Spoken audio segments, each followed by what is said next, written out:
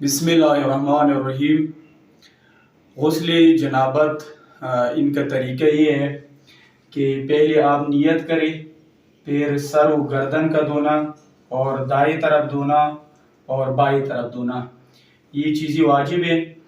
ان کا عملی طریقہ یہ ہے کہ آپ سب سے پہلے واش روم چلے جائیں۔ واش روم جانے کے بعد پہلے اپنے آپ کو صابن وغیرہ کے ساتھ دھو لیں تاکہ کوئی میل کچیل وغیرہ یا تیل وغیرہ باقی نہ رہے۔ اس کے بعد ایک مگ کو اٹھائیں۔ مگ کو جب آپ اٹھائیں گے اس کے بعد سر کے اوپر ڈالیں۔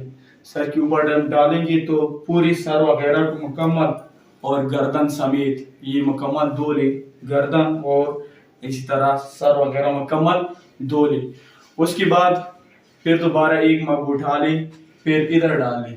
ادھر ڈالنے کے بعد یہ مکمل حصہ کوئی بھی جگہ خشک نہ رہ جائے، مکمل پیچھے جگہ بھی مکمل آخر تک دھو لے۔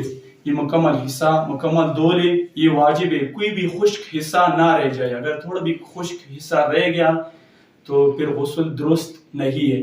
پھر اس کے بعد ایک مگ دوبارہ پھر اٹھائیں اور ادھر ڈالیں بائیں طرف، صحیح ہے؟ بائیں طرف جب ڈالیں گے تو یہ مکمل دھو لے، مکمل حصہ دھو لے آخر تک، اور کوئی بھی حصہ بائیں طرف میں خشک نہ رہ جائے۔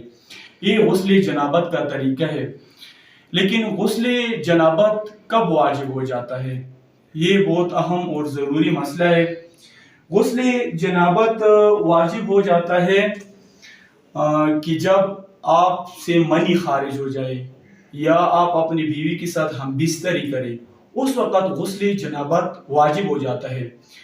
اور غسل جنابت میں یہ ضروری ہے کیونکہ اگر آپ کا غسل جنابت صحیح نہیں ہے، درست نہیں ہے، تو آپ کی نماز بھی درست نہیں ہے، اور آپ قرآن کے الفاظ پر ہاتھ بھی نہیں رکھ سکتے ہیں، اور اس طرح آپ مسجد میں بھی ٹھہر نہیں سکتے، اور اس طرح آپ کا روزہ بھی درست نہیں ہے۔ لہٰذا غسل جنابت بہت اہم اور ضروری ہے، اور اس کو انجام دینے کا طریقہ یہی ہے جو آپ کو ہم نے عملی بتایا کہ پہلے سر و گردن کا دھونا، کوئی بھی حصہ خشک نہ رہ جائے، گردن سمیت مکمل حصہ دھو لینا۔